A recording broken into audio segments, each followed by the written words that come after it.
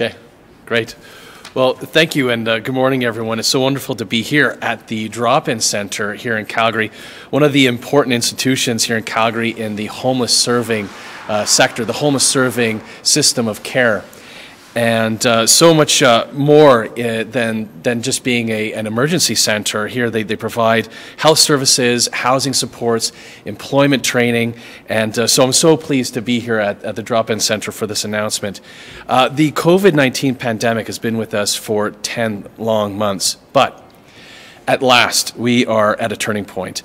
This week we're seeing the first signs of a downtrend in the cases that we confirm each day.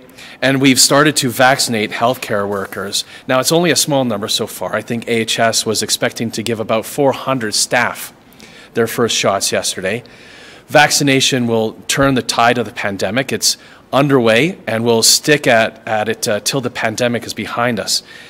It's good news, and we need some of that right now. But we have to be clear, the toughest weeks for our hospitals and our healthcare providers are still ahead of us.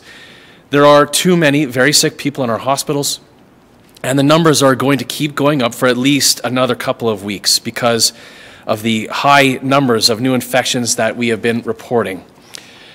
Now, we need to bend the curve down sharply and keep it down, and that means people have to follow the restrictions that are in place.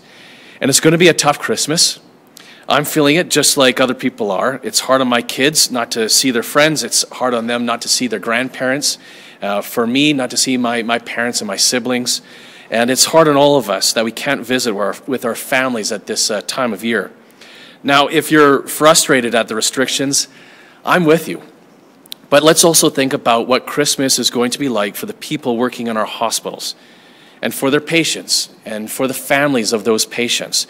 For a start, as of yesterday, there were about 190 patients in the general adult ICUs, when the normal capacity is 140. At full capacity, which is supposed to be an exception. And the staff know that number is going higher. AHS has plans in place to expand to as many as 425 of those spaces. But that means disrupting the system on a scale that we do not want to see and that we cannot sustain for a very long period of time.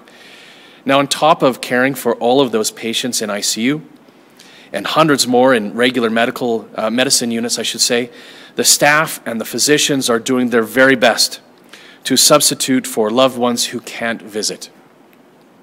They're saying goodbye to too many patients who are spending their last days alone, and they're making too many of those phone calls that they dread. The numbers have come down, and we can't wait for vaccinations to make that happen. So as we head towards Christmas, I want to say to everyone in the healthcare system, thank you for being there for us. And I want to add a word about a group we don't talk enough about, medical residents. Now, I had a letter this week from Dr. Matt Menon, a trauma surgeon at the U of A hospital. And I want to read a little bit of this letter because he gave me permission to do so. And in Dr. Menon's words, he said, quote, "Since the pandemic began, resident physicians in Alberta have been continuously putting themselves in harm's way to care for patients. These young physicians have shown tremendous courage, resilience, and sacrifice. The cohort who began working as doctors this summer, many of them in their 20s and early 30s, began seeing patients at the height of the pandemic. They provide an immense amount of medical care in Alberta, and their contributions deserve more recognition." And Matt, I can't agree with you more. Thank you to our medical residents and everyone in our hospitals. I'm sorry that that was a bit of a detour, but it needed to be said today. And now I want to turn to the announcement that I'm here today at the Drop-In Center to make. From the start of the pandemic, one of our strengths has been testing. To date, AHS and Alberta Precision Labs have completed more than 2.5 million tests on more than 1.5 million people here in Alberta. And I'd like to thank the staff who are working hard in our assessment centers, in our labs that are processing the samples as fast as they can. A few weeks ago, I announced the start of a rapid testing pilot program here in Alberta.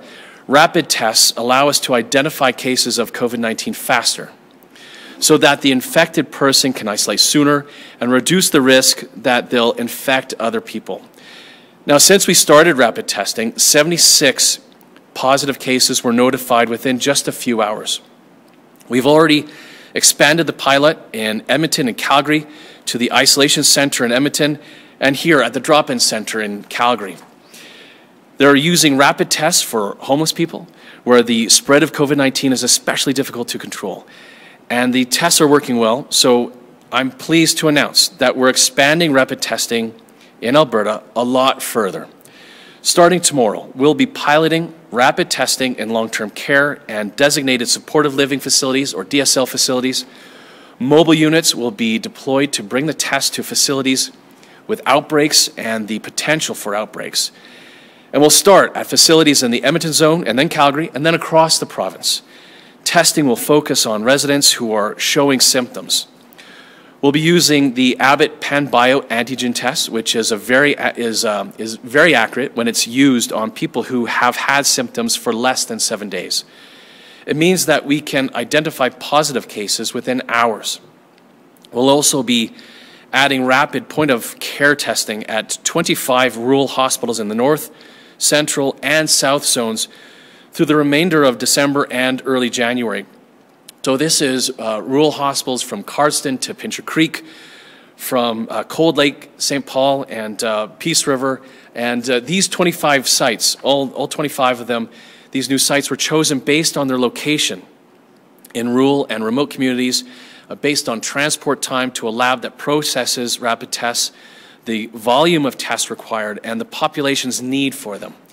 The expansion of rapid testing means that we can notify healthcare teams sooner to prioritize those who are still infectious. And it will also free up capacity and reduce turnaround times for the PCR tests that our labs will continue to provide across the province. Now, this is an exciting development. We're continuing to press forward on every aspect of our response to the pandemic. This is from testing to vaccination. And as I said at the outset, these numbers are good news, but they're the start of the vaccinations is even better news for us. But we have to bend the curve down, and that means we have to stick at it. We have to stick with following the public health measures that are in place. And so thank you very much for joining us this morning. I'll now invite Dr. Will Stokes from AHS, who by the way, Dr. Stokes is on call right now, so thank you to him for spending his time with us for this important announcement and for the important work that he does for patients throughout the province. So I'll now invite Dr. Stokes to come to provide more information about the rapid testing program.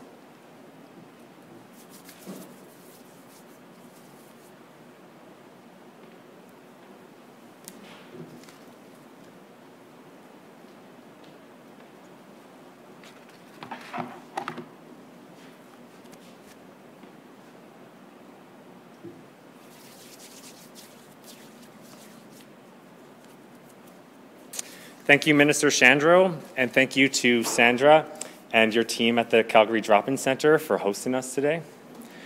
Over the last few months, the medical teams at Alberta Precision Laboratories have undertaken significant work to evaluate the effectiveness of these two rapid point-of-care tests that we received, one called the PanBio, and the one being used at the Drop-In Centre here is the ID Now. This work that we've done is important to determine how effective these tests are compared to the tests we currently use at our provincial labs today, which are considered these PCR tests, considered the gold standard for testing COVID-19 in large populations. What we found with this work is that these rapid tests are effective in identifying positive COVID-19 cases, especially in people with symptoms and signs of COVID-19 infection. This validation work is being used to implement these rapid point-of-care tests across the province and is actually being shared with other provinces to help them determine the best use of these rapid tests as well. Speeding up the identification of positive COVID-19 cases using these rapid tests is important to contain the spread of virus in our communities. It will also help alleviate some of the pressures that we face at the provincial laboratory with these positive samples, and this will have even more importance as we roll out more and more of these tests across the province. Introducing rapid COVID tests, such as the ID Now, at places that have the highest risk populations for outbreaks, including the Calgary Drop-In Centre and the Edmonton's isolation facility, is a top priority because we know it will have an immediate impact in protecting the health of people who are at highest risk for infection and for those who are hard to reach with our current testing that we do at the provincial laboratories. Please keep in mind it is not as simple as handing these devices out to various people in areas. In order to work effectively, they need to be used by trained staff. And although these tests can give results within minutes, there are many other factors to consider when we roll these out to different areas. For instance, we need to make sure the proper swabbing of patients occurs, the handling of patient samples, the operation of the testing equipment, as well as the proper recording, notification, and follow-up of test results to patients. The other priority that we are considering for deploying these point-of-care tests is at long-term care and designated support living facilities around the province. Since day one, we have been coming up with ideas to get these point-of-care tests out to the various nursing homes across the province, which are very many. And we have come up with an innovative solution to help with this. Starting tomorrow in Edmonton, we will be rolling out the first mobile COVID-19 testing unit that we have developed with support from private sector partners. These mobile testing units will allow us to screen staff and residents of long-term care facilities and multiple other sites every day, so we can quickly identify and contain potential outbreaks in our highest risk populations. Work is underway to expand the use of mobile testing in Calgary, Central Zone, and other communities in the week ahead. For me personally, it has been incredibly exciting and rewarding to be part of the team that has built a very strong and robust COVID-19 testing program here at Alberta Precision Laboratories. We have had to move fast while maintaining the scientific rigor that is required to ensure we are successful in the long term and never losing sight of the safety of our patients and staff. Thank you again, and I appreciate the opportunity to talk more about our work at Alberta Precision Laboratories. And I'll hand it over to Sandra. Thank you.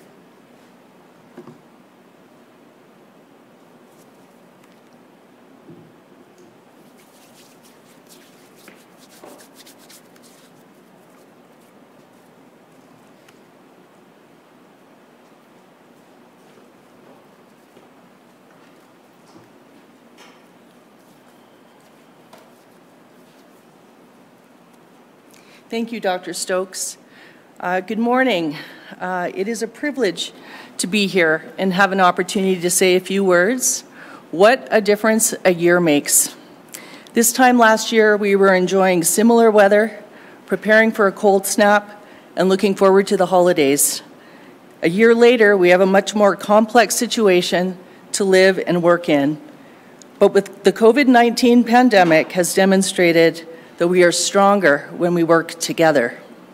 Since March, the Calgary Drop-In Centre has worked closely with the Government of Alberta, Alberta Health Services, the City, and several partner agencies across the homeless serving sector of care to ensure that our community's homeless population has uninterrupted access to food, shelter, health services, and housing supports.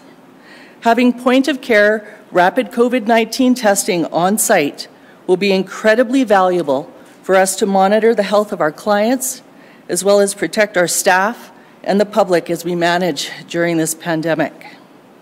The homeless serving sector, including the drop-in centre, have experienced outbreaks, no differently than any other congregate or close community settings across the country.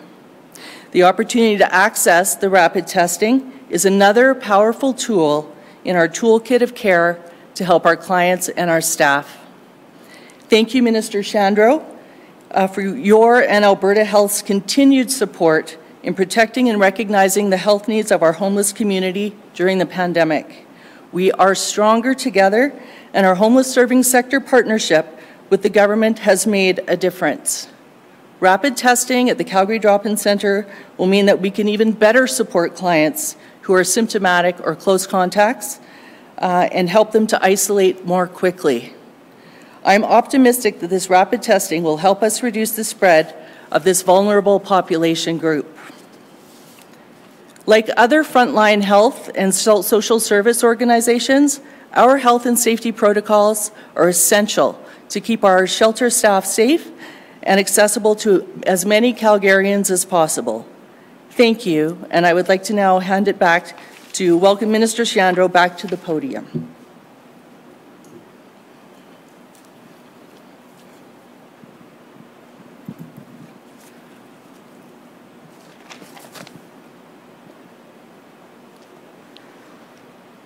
Thank you. We're now going to go to the phone line. For the first couple, we have a few people on the line, so if you could limit your question to one and then one follow-up, that would be great. Operator, can you please put through the first question? Our first question comes from Bill Fortier of CTV News. Your line is open. Hey, Bill. Hi. Hey, guys. The Dr. Stokes, I believe the name was, said that these rapid tests are effective, especially in people with symptoms. So I'm wondering how effective they are in people without symptoms, because we know a lot of people don't have symptoms, especially in the onset of this, and then can still infect other people. And if they are not effective in people without symptoms compared to the tests we're using now, how concerning is that?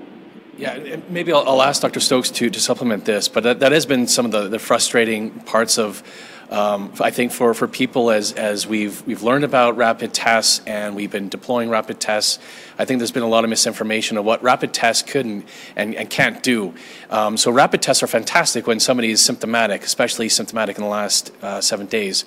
If there's a positive test when somebody is symptomatic, then we know that that's a positive, and we know that that's correct. But if somebody's asymptomatic, that doesn't really help us. They can test negative and still be positive. It doesn't really help us diagnose when somebody's asymptomatic. So it doesn't really necessarily help if somebody tests negative from a rapid test. If they're asymptomatic, that doesn't stop them from still having to self-isolate. And so that's been the frustrating part for a lot of people who have been hoping for rapid tests to perhaps been a solution to the self-isolation requirements for somebody if they are a close contact or if they have symptoms even, actually. But Dr. Stokes, I don't know if I got any of that wrong, if you want to supplement any of that answer as well? Or no? Sure. Sure.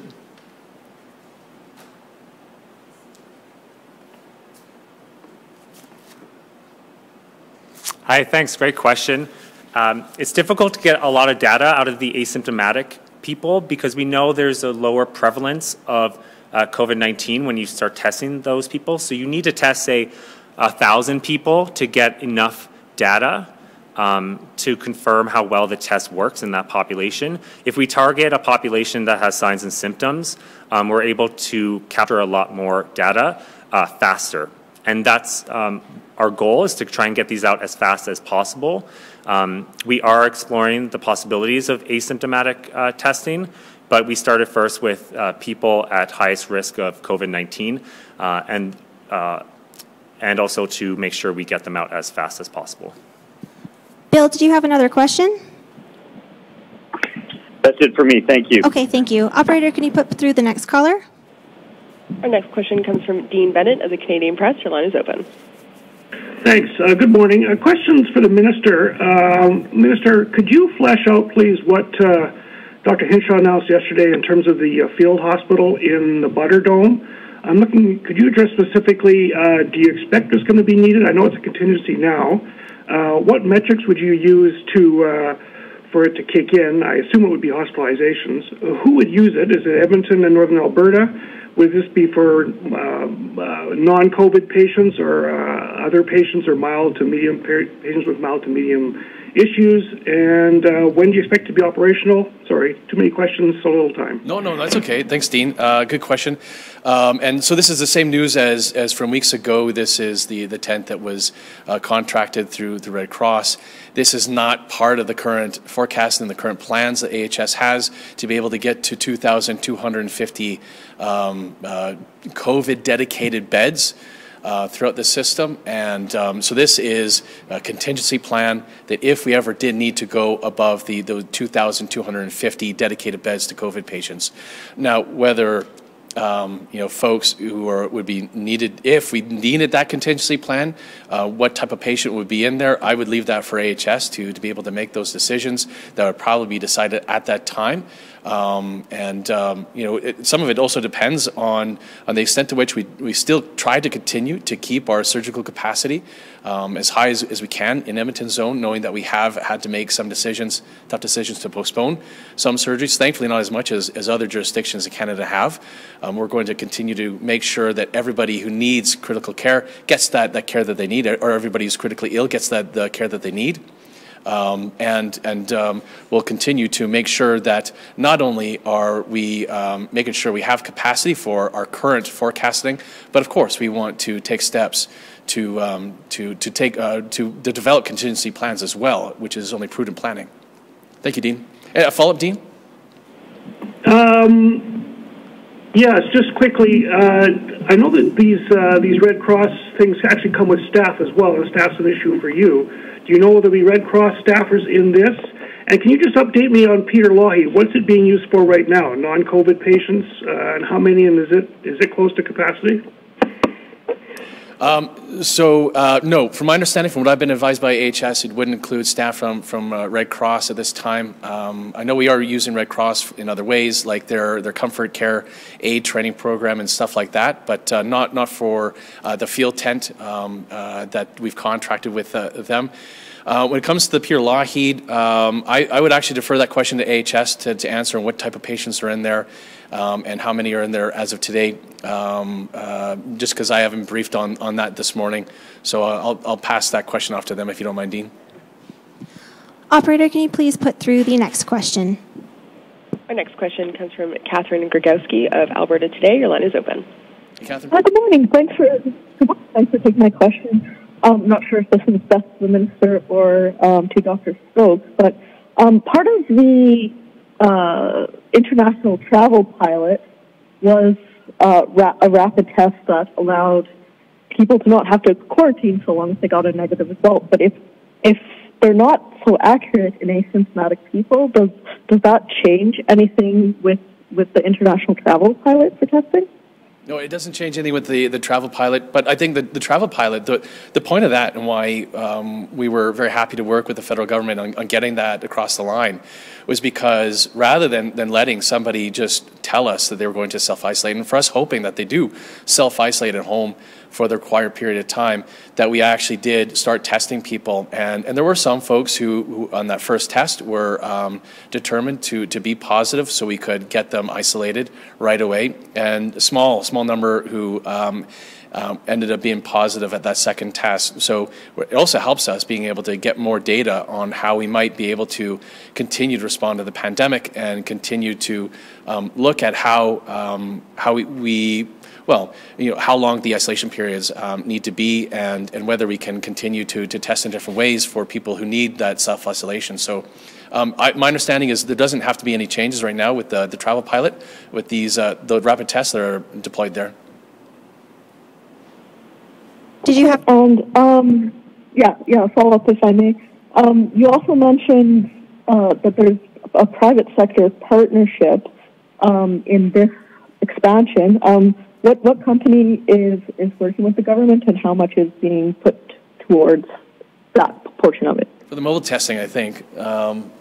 I may have to defer that question to HS if you don't mind. I don't remember the name off the top of my head. It was an acronym, so I apologize to the vendor for me not remembering their name. But that, if you don't mind, Catherine, if I put that question to HS. Unless, Dr. Stokes, do you know off the top of your head? For the mobile testing. Yeah. It's ASO and Calian. ASO and it was okay, and Calian.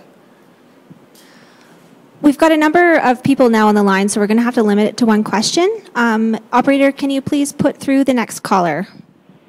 Our next question comes from Chris Epp of CTV. Your line is open.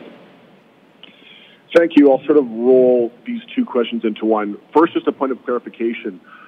Am I understanding that these rapid tests are only used on symptomatic people at sites where there could be outbreaks? So, for example, if someone's likely been exposed in a long-term care home or somewhere else, but isn't symptomatic, do they not get a test? Maybe you can clarify that. And just as part of that, I'm also wondering, as we look forward to vaccines in the coming months, would the government take those who've confirmed positive cases, the 40, 50,000, whatever it is, and say people who've had COVID for sure go to the back of the line for a vaccine, given that it's likely at least that they'd have more immunity to the virus?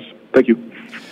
Sure. And do you mind, in the back, can we turn up the volumes a little bit? And do you mind repeating your first question? I did get the second question about vaccines, but do you mind repeating your question about the rapid tests and the asymptomatic? Yeah, I'm just trying to clarify that if rapid testing, a unit is deployed to, let's say, a long-term care home where there's an outbreak, is it only people who've been, who are symptomatic that will get tested, given that these are for symptomatic people, or someone who's not showing symptoms but lives in a long-term care home where someone is infected, would they also get the test?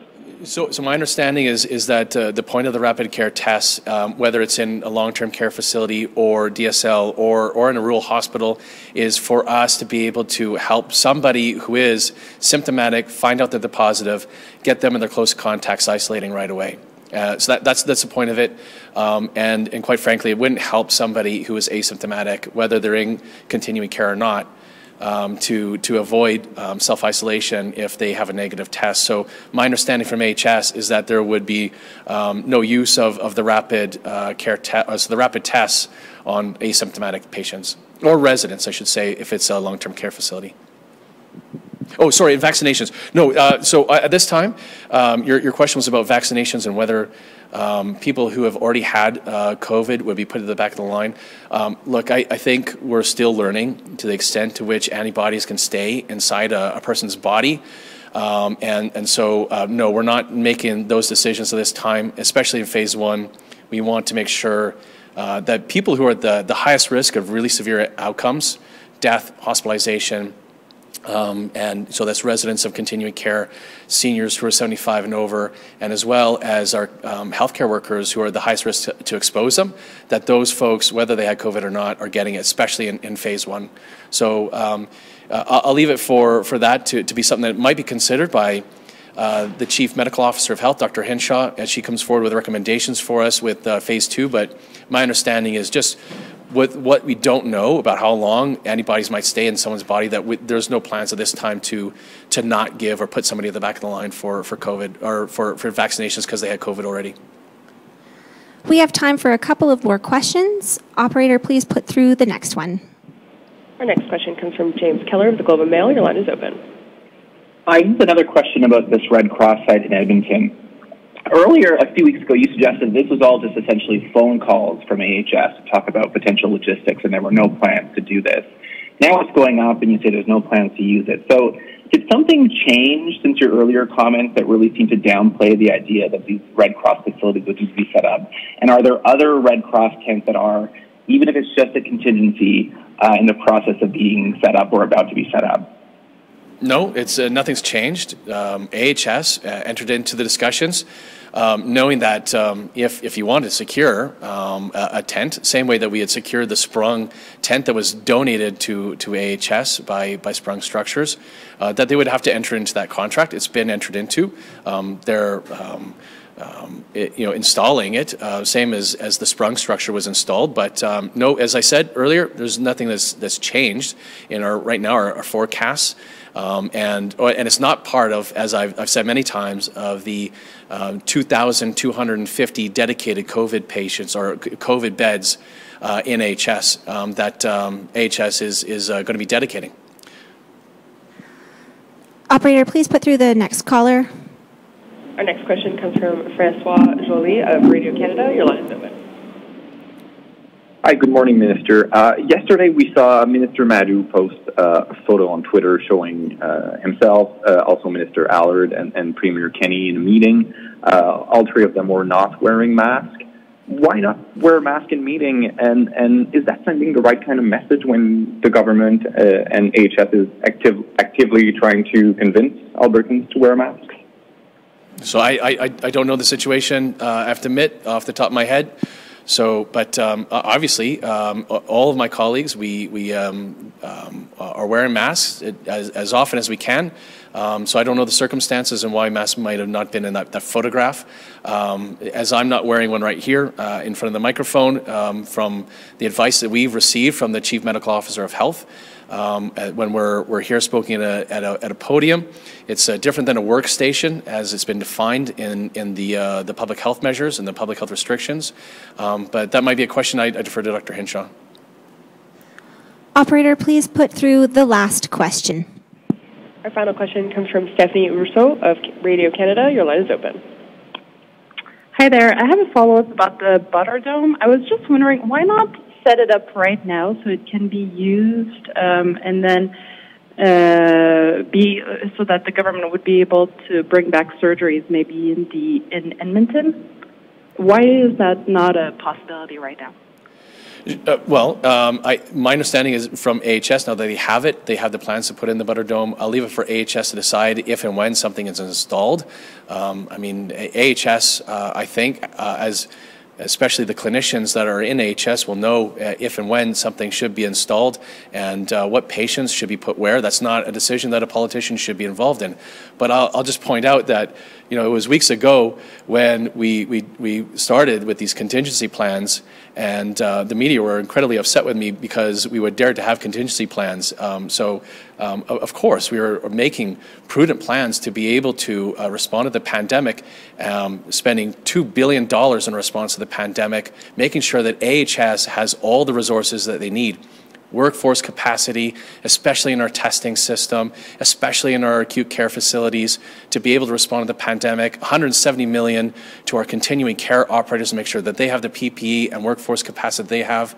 And we're going to continue to make sure that our continuing care operators and AHS have all the resources that they need to be able to make these decisions, to do this prudent planning, and to be able to make sure that everybody in this province gets the care that they need.